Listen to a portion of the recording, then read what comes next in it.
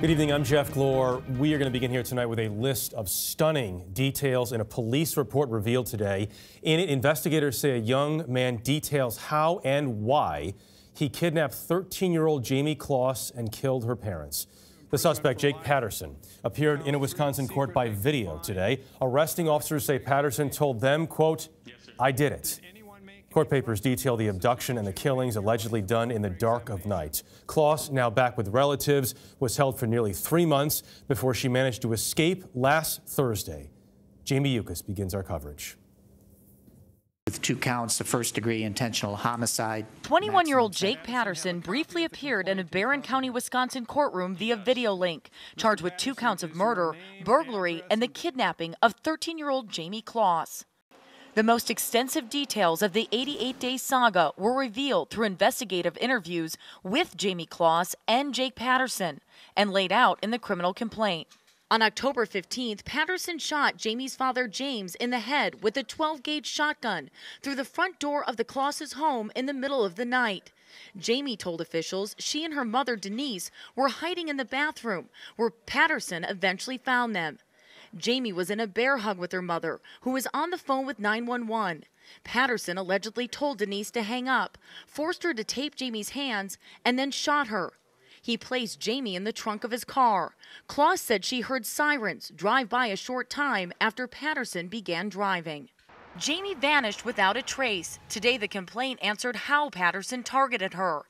Patterson told authorities he saw Jayme getting on the school bus at her Barron, Wisconsin home after he quit his job at a local cheese shop. He allegedly told police he picked her as the girl he was going to take. He spent weeks planning the kidnapping. He stated he drove by her house twice to try and kidnap her. He shaved his head and showered to prevent leaving DNA. The community searched for nearly 3 months, not knowing Jayme was just 60 miles away. The complaint describes how Patterson kept her secret. The complaint says Jayme was forced to hide under Patterson's bed. He used storage bins full of weights to keep her boxed in and threatened bad things would happen if she tried to escape.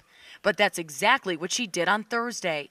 After Patterson left the home, Jayme pushed her way out, put on a pair of shoes on the wrong feet, and left the house. I have a young lady at my house right now, and she says her name is Jayme Closs. She was taken to a nearby home where they called 911. A neighbor just walked up with her to our house and asked us to call 911. That neighbor was Jeannie Nutter, who stumbled across Jayme. She said, "He killed my parents. I want to go home. Help me." 11 minutes after the 911 call was made, police pulled over Patterson's vehicle, which, according to the report, he told them, "I know what this is about. I did it." Richard Jones and Charles Glenn are Patterson's defense attorneys. When you have something like this where there is a confession within the criminal complaint, how does it impact the case?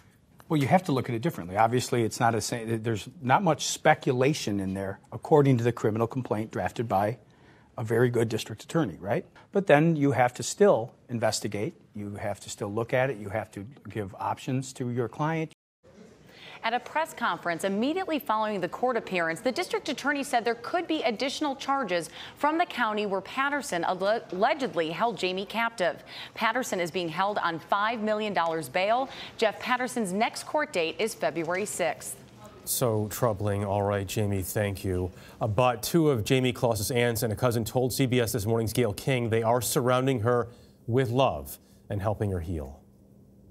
I mean, the strength that this little girl has and the pride that we have in her for it, I mean, that's instantly what I thought.